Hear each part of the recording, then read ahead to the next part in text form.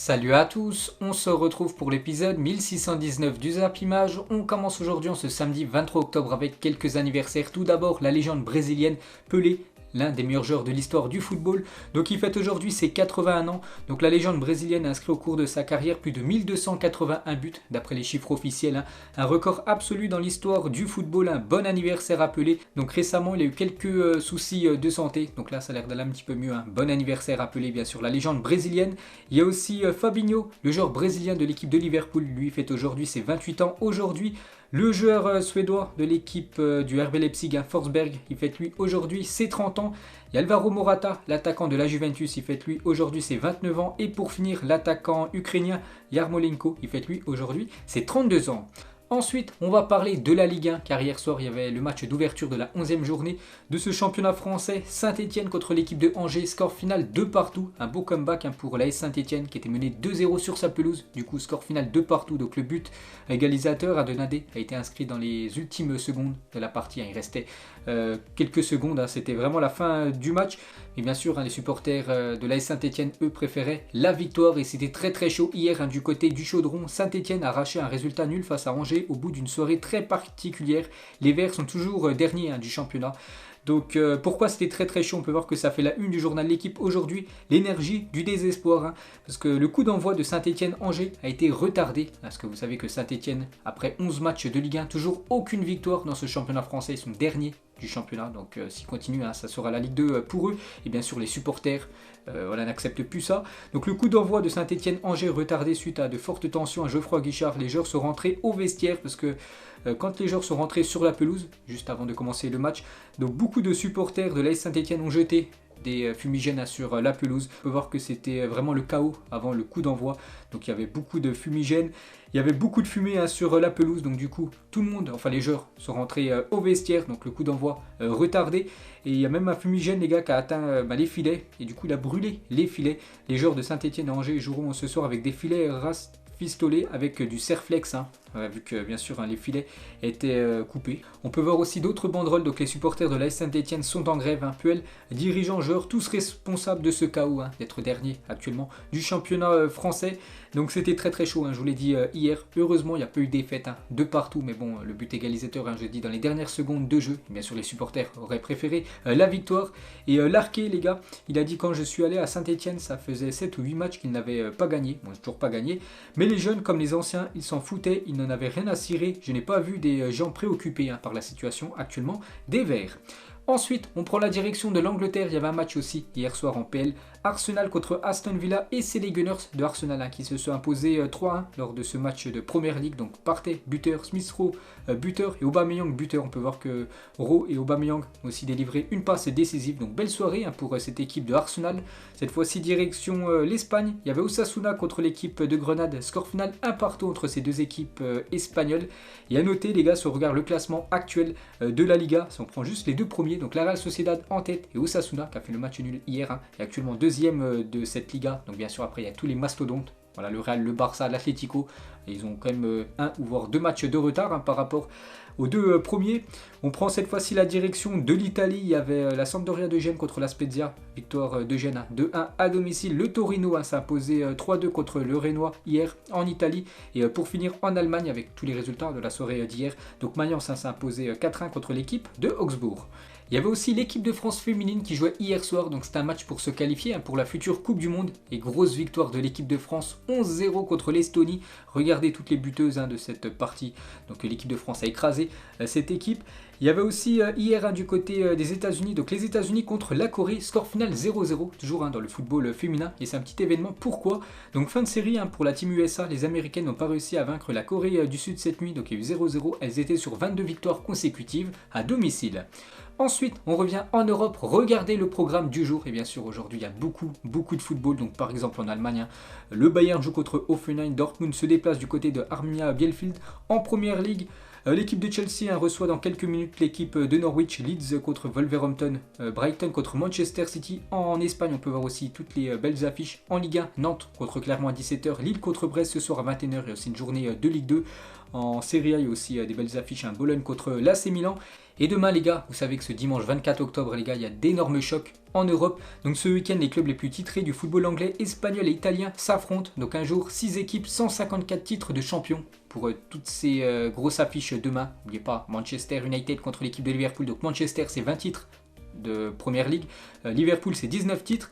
Le Barça, c'est 26 titres. Le Real Madrid, c'est 34 titres de Liga remportés.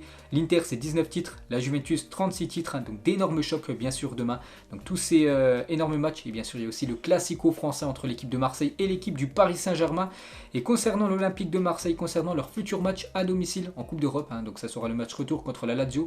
Et l'UEFA a condamné l'OM à la fermeture de la tribune d'or pour la réception de la Lazio de Rome à la suite des incidents survenus face au Galatasaray. Vous vous souvenez, c'était très chaud. Il y a eu des jets de projectiles entre les supporters turcs et les supporters de Marseille. Donc du coup, ce match, la tribune nord sera fermée. Il n'y aura personne derrière les buts lors du match contre la Lazio. Toujours sur l'Olympique de Marseille, concernant le futur match de l'OM dès demain, le Classico contre l'équipe du Paris Saint-Germain. Donc des filets ont été installés au Vélodrome afin de protéger les joueurs en cas de jet de projectiles, surtout au niveau du point de corner. Voilà, le Paris Saint-Germain aura certainement des corners demain, et vous savez que souvent lors des derniers classicos il y a eu souvent des jets de projectiles des supporters marseillais contre les joueurs du PSG. Donc il y a eu des filets qui ont été installés hier dans la journée, bien sûr pour protéger et sécuriser les joueurs du PSG. Under, le joueur turc qui est très bon depuis ce début de saison, donc il a fait une déclaration par rapport aux supporters marseillais. Je peux dire que les meilleurs supporters sont ici à Marseille, ils ont une influence énorme. Dès que vous entrez sur le terrain, vous êtes happé par l'ambiance, on a l'impression qu'ils jouent à vos côtés. Donc c'est vrai que le public marseillais, avec cette magnifique ambiance du côté du Vélodrome, on peut le dire, c'est le 12e homme. Du côté de l'OM, Sampoli les gars qui est en conférence de presse hier avant le match contre le PSG demain sur Léo Messi. N'oubliez pas que Sampoli a déjà entraîné Léo Messi, donc c'était lors de la Coupe du Monde 2018, c'était lui l'entraîneur de l'Argentine. On doit faire en sorte qu'il soit loin de notre but. La meilleure façon de stopper un tel joueur, c'est de contrôler le match, d'avoir la possession de jeu contre le Paris Saint-Germain. On verra ce que ça va donner demain soir. Et c'est vrai que ces dernières années les gars, souvent l'équipe du Paris Saint-Germain a battu l'équipe de Marseille, même si depuis un voire deux matchs, voilà, l'équité c'est un petit peu équilibré on va dire. Mais par exemple cette une du journal de l'équipe, c'était en 2017, quel fessé quand le PSG avait infligé un 5-1 du côté de l'OM. Démonstration de force à la Barça des champions de France qui infligent aux Marseillais leur pire défaite à domicile depuis 63 ans. Et la même chose pour le journal La Provence, Y'en a marre, voilà, quand le Paris Saint-Germain à chaque fois s'imposait contre l'équipe de Marseille. Mais je vous l'ai dit les gars, Marseille est une bonne équipe cette année, c'est un match très compliqué demain pour le PSG. Ensuite, cette fois-ci, on va parler du Classico espagnol. C'est demain à 16h15. Le Barça reçoit le Real Madrid et le bilan des Classicos pour le Real Madrid. Donc en tout, il y a eu plus de 246 Classicos, 98 victoires du Real Madrid, 96 victoires du FC Barcelone, 52 matchs nuls, donc quasiment du kiff-kiff, bien sûr, entre le Barça et le Real. Et ça sera le premier Classico depuis pas mal d'années sans Ronaldo et Léo Messi. Bon, Ronaldo, ça faisait déjà quelques temps qu'il avait quitté l'équipe du Real, mais Messi, voilà, ça sera le premier Classico sans Léo Messi et CR7. Et on peut voir qu'il y aura quand même beaucoup de monde du côté du Camp Nou. Donc maintenant en Espagne, il n'y a plus de jauge, donc les stades peuvent accueillir jusqu'à 100% de leur capacité. Donc le Camp Nou a une capacité de 99 500 places. Et il y aura entre 80 000 et 85 000 fans qui sont attendus au Camp Nou pour le Classico demain. Donc beaucoup de monde demain du côté du stade du FC Barcelone. Busquets les gars fait une déclaration avant le match demain. Nous devons donner l'image que nous voulons rivaliser pour tout. Gagner le Classico donnerait sûrement beaucoup de confiance et nous rapprocherait du haut du tableau. Nous n'avons pas commencé comme nous le voulions. Nous ne sommes pas trop loin du Real Madrid et du leader de la Real Sociedad. Donc demain, bien sûr, c'est un match très important, que ce soit pour le Barça ou même, bien sûr, pour le Real Madrid. Toujours avec Sergio Busquets, il parle de Karim Benzema. Benzema joue à un très haut niveau, que ce soit en club et en équipe nationale. C'est un grand joueur, mais le Real Madrid ne compte pas seulement sur Benzema et Vinicius. Ils ont une grande équipe, mais nous avons aussi nos armes. Et Gérard Piqué parle aussi de Karim Benzema. Benzema a parfaitement occupé l'espace laissé suite au départ de Cristiano. Karim est plus qu'un buteur ces dernières années. Il a joué de grandes saisons et nous savons que c'est un adversaire difficile. Ça va être amusant et on va passer un bon moment. Voilà ce que dit Gérard Piqué demain contre l'équipe du Real et contre bien sûr Karim Benzema. Et Carlo Ancelotti envisage d'aligner le même 11 pour le Classico que celui utilisé contre le Shakhtar. Donc avec Vinicius devant Karim Benzema. Au cage, bien sûr, Thibaut Courtois, Alaba, Toni Kroos, donc l'équipe qui a commencé contre le Shakhtar devrait être l'équipe qui va commencer certainement demain à 16h15 contre le FC Barcelone. Et concernant les gars, Karim Benzema, d'après Mundo Deportivo, Benzema est incertain pour le Classico. Le Français s'est entraîné seul, indique le journal espagnol. Benzema touché à un pied. Le Français est incertain pour le Classico, mais risque de tout faire pour être disponible pour la rencontre, puisque la fin des votes pour le Ballon d'Or aura lieu quelques heures après la fin du match. Bien sûr, pour voter pour le Ballon d'Or. Donc voilà les gars, une petite info concernant Karim Benzema. Donc il est incertain. Bon, je pense quand même qu'il sera titulaire demain, bien sûr. Benzema, donc hier il s'est quand même entraîné seul. Il ne s'est pas entraîné avec le groupe merengue. Donc en espérant qu'il soit là du côté du Real, parce que bien sûr c'est un atout, le leader de cette attaque du Real Madrid. Et le Ballon d'Or sprint final en une du journal AS aujourd'hui. Les votes du Ballon d'Or seront clos demain à minuit et Benzema peut déjouer les pronostics avec une grosse performance lors du Classico. Jorginho, Cristiano, Messi, Lewandowski et Mbappé cherchent aussi l'ultime effort pour essayer de renverser les votes. Parce que demain les gars, c'est la fin des votes pour le Ballon d'Or. Donc fin des votes le 24 octobre, c'est demain soir à minuit.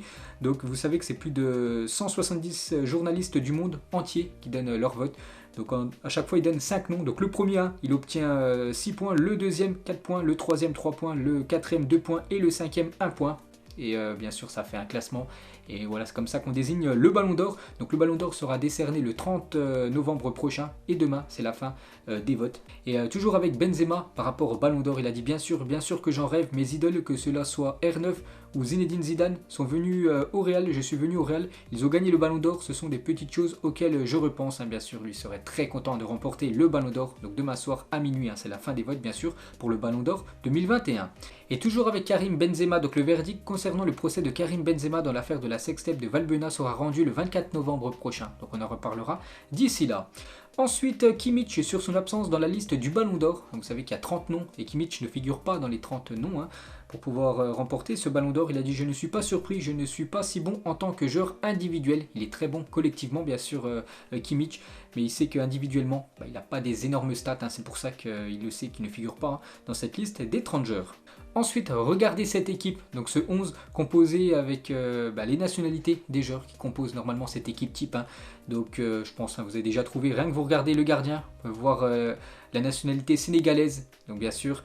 On peut voir un Français en milieu de terrain, on peut voir un Belge en attaque. Donc pour ceux qui n'ont pas trouvé, bien sûr, c'est l'équipe de Chelsea, avec bien sûr Kanté en milieu de terrain, Mendy au cage et Lukaku en attaque. Et on va parler de Lukaku, touché à la cheville. Lukaku devrait manquer les 5 prochains matchs. Donc il était sorti lors du match contre Malmo en Ligue des Champions sur blessure. Donc du coup, il devrait louper quand même 5 matchs, l'attaquant Lukaku. Donc bon rétablissement à lui.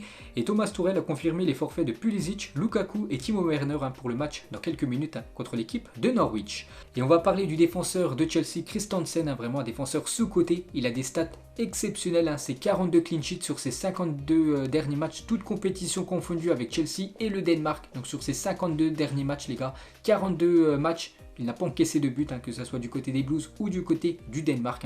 Des stats incroyables pour le défenseur Christensen. Ensuite, regardez le classement UEFA cette saison. Après 3 journées, que ce soit la Ligue des Champions, l'Europa League ou l'Europa Conference League, on peut voir les points pris par tous les pays. Donc les Pays-Bas, plus de 8000 points. Donc carton plein pour les clubs hollandais devant les clubs anglais.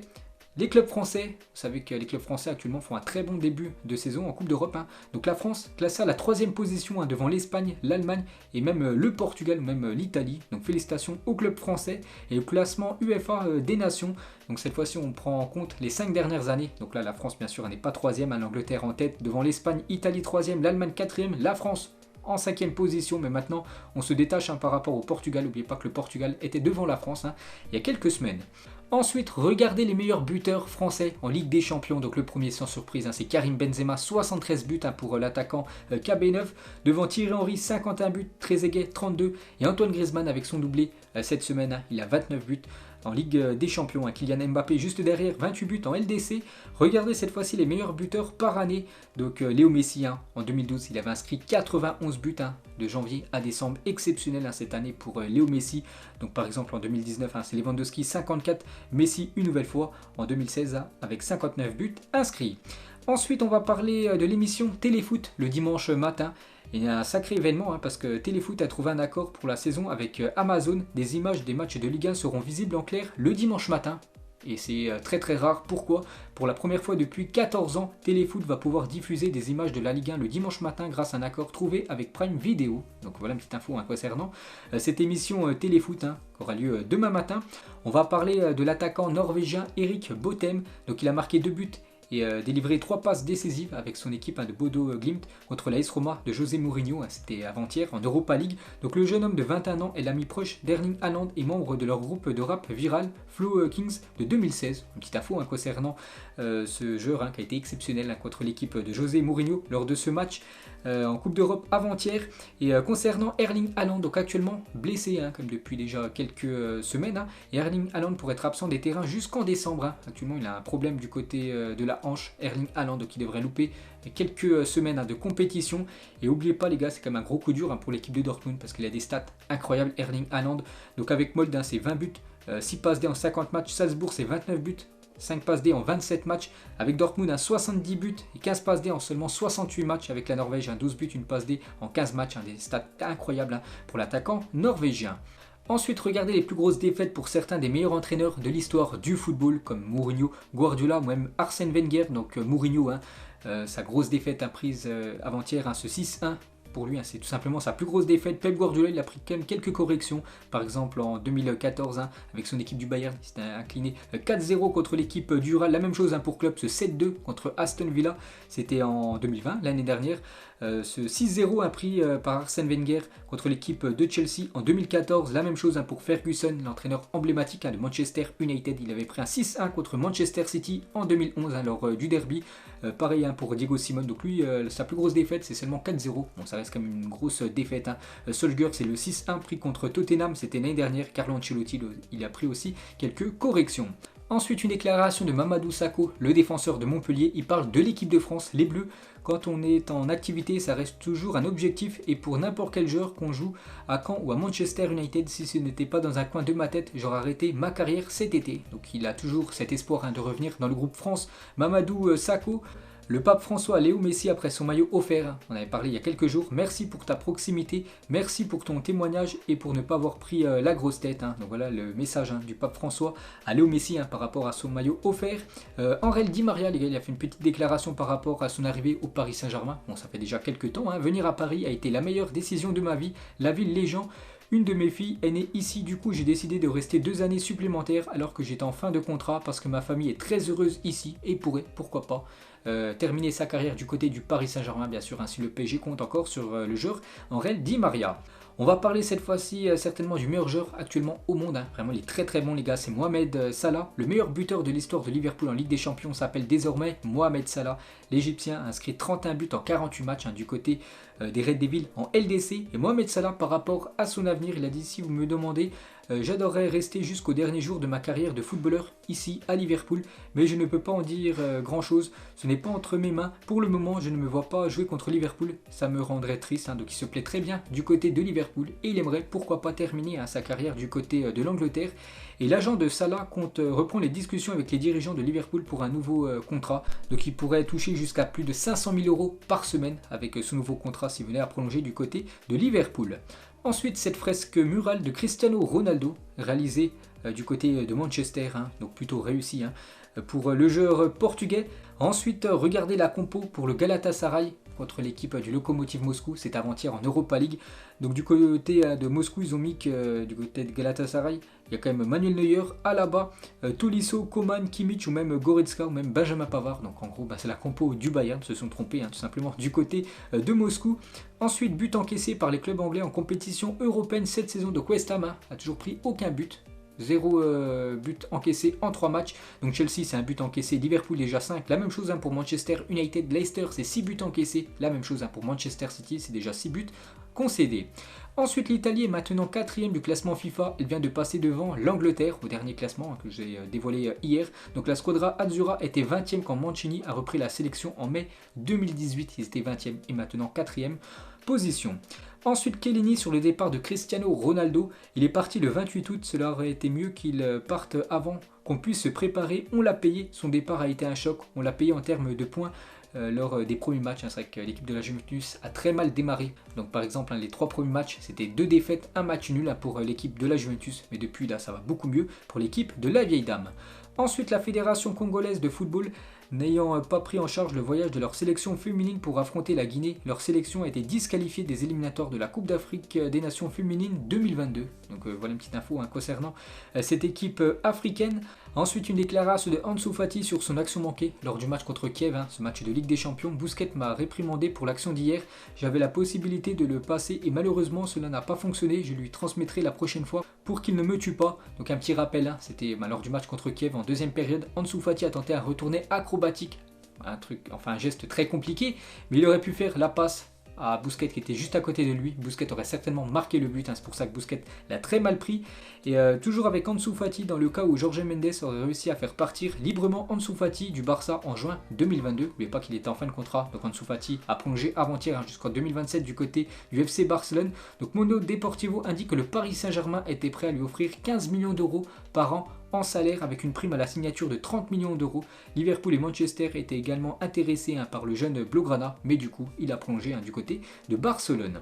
Ensuite, le Barça et le Real Madrid sont dans les 10 clubs ayant fait jouer le plus de joueurs de moins de 21 ans en Ligue des Champions cette saison. Donc le premier, c'est l'équipe de Salzbourg. Déjà 17 joueurs de moins de 21 ans ont joué cette saison en Ligue des Champions devant l'Ajax. On peut voir que Lille est actuellement en 3e position.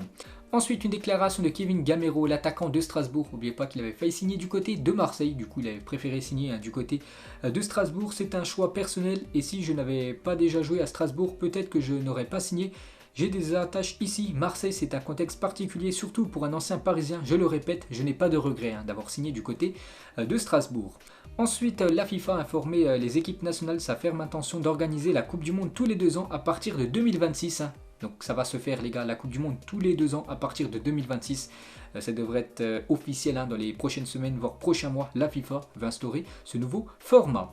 Et on finit aujourd'hui les gars avec le prono pour le Classico espagnol demain entre le FC Barcelone et le Real Madrid. Donc Memphis et Benzema, on peut voir cette photo. Donc 2 anciens lyonnais seront certainement demain sur la pelouse du côté du Camp Nou. Donc moi je partirai sur un match nul, je veux dire un partout entre le Barça et le Real. Demain, donc voilà les gars la fin de ce Zapimage 1619. Donc si ça vous a plu, un petit like et on se retrouve demain pour le prochain épisode. Ciao à tous.